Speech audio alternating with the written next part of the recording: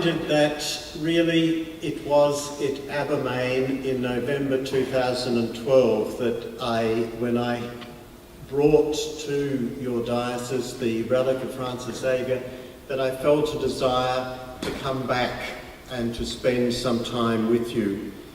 And so that journey of nearly 4 years, that relationship began and culminated, of course, in the Year of Mercy itself. And you know, we gathered at a cafe and we were just catching up. And he talked about this paragraph out of Misericordia Virtus, which was the Pope saying, "I'm going to appoint missionaries of mercy." And Richard said, "I'd like to be one of those missionaries of mercy." And I said, "Oh, I know how that can happen."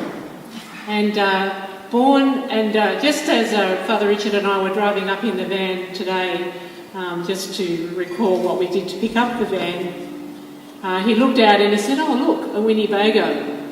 And I had said to him in the cafe, "You could do it in a Winnebago." And he said, "What's a Winnebago?" After the short meet and greet with a few parishioners on his arrival, it was time to set up the camper van. That was my job.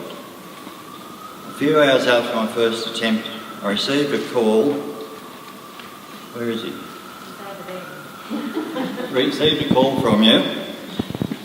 My fridge is not working.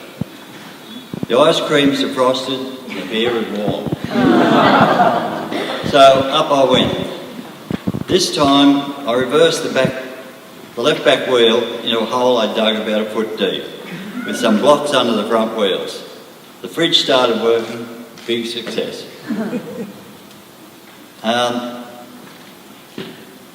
A lot of people thought it was bogged.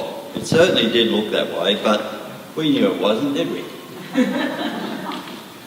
Anyway, the next Saturday I did reverse out without any problems, just as I planned. What people didn't see, I placed a piece of wood underneath the back wheel down in the bog, so I knew it had come out. You must have had confidence in me because you got me to set you up at Windale and then at Belmont. And I didn't tell you this before, that I'd never set up a camper van before. So it was a new experience for me. Truly, Richard brought the breath of the Holy Spirit with him during his Gresford stopover. Not only did Richard show and share great mercy to we Gresfordians, he also conveyed compassion, understanding, empathy, kindness, guidance, and leadership. He especially passed on his hope and his calmness, a gentleness of himself, his spirit, and his faith. Something which was a little missing from our parish at that time. The diocese that needed mercy, a missionary, just to be with people in their pain, in their sorrow, in their grieving, but in their joy. And Richard has experienced many people in this room joyfully and also in sorrow. And that's the story of our life.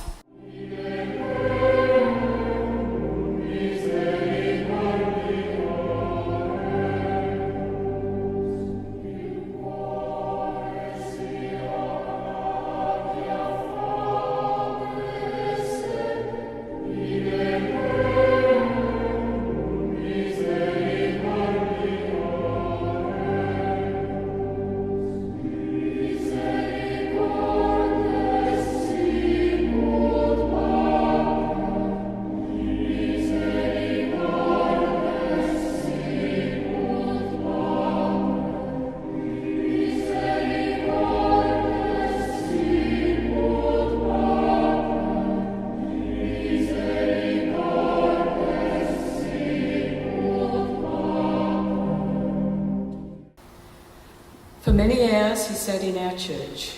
We were all welcomed as he listened to us. He bore the brunt of our frustration and distress.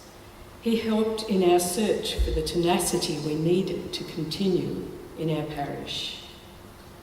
He gave us, as it says on the front, he gave us strength in difficulties. But something else did bind us together. In country areas, life revolves around mealtimes, and here we shone. Each day we gathered for wonderful liturgies, which were immediately followed by a meal. Parishioners came with country cooking, and tables groaned. Amongst the food, there were always conversations to create, and laughter resonated. We sometimes saw you outside your camper van in the backyard of our church, or shopping at Coles. You were truly among us. Then there were opportunities to reach out to the community and invite others to come into our homes for the first time, to share a meal with us and with you. Father Richard managed to navigate the initial introduction to Cessnock. I thought that might be the beginning of a wonderful short relationship, but a very quick end. However, a very wise man, a very discerning man, a very beautiful man, in the midst of a great deal of rawness that he came across. He looked for the green shoots. He looked for the hope. He listened. He didn't come with, I can cure all your problems. That wasn't his mission. He came to listen, discern, and it was in his quietness that a great many beautiful things happened with individuals that I can assure him have continued since he left.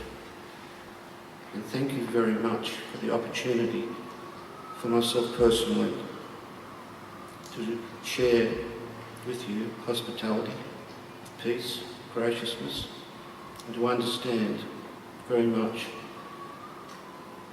what grace is all about and the ways that it can come to you. He charged up the middle of the aisle at St. Joseph's, and this quiet man in such a loud voice, I have been sent to you as a missionary of mercy from Pope Francis, and it was wonderful. It was a poignant day when the motorhome was prepared for the road once again, and we waved goodbye to Richard. Though we were tempted to let down the tyres on his motorhome. Anyway, we were very blessed to have you come to stay at Redhead, and thank you very much. Thank you for your patience, your tolerance, and your gift that you have left behind. The green shoots are growing greener. Thank you and farewell, Richard. You made a huge difference to our lives and the people of Gresford. Wish you great happiness, good health, and gentle days as you journey through your next role in life, and hopefully not in a motorhome. We want to present you with a few things. Now, we're keeping your Missionary of Mercy candle. Sorry, can't have that. It's yours. That's our memento. So, in fair exchange, our diocesan candles to take off with you wherever you go. We also have for you a copy of Richard Campbell's icon, the Mary Help of Christians icon, which you can see by the light of your candle, I see. More or less. And finally, a copy of a very rare book. It's full of photos of you, Richard. It's a photographic record of the Missionary of Mercy. Now, you haven't got the world's only copy. There is one for the Pope, one for the Jesuits, one for us. And the other one, I think, is in case, is it? But it's for you, Alan. Anyway, these little tokens, thank you, Richard, of our esteem and appreciation for your ministry among us. But before you go, there is one thing we want in return. The keys to the motorboat. Would someone just check that?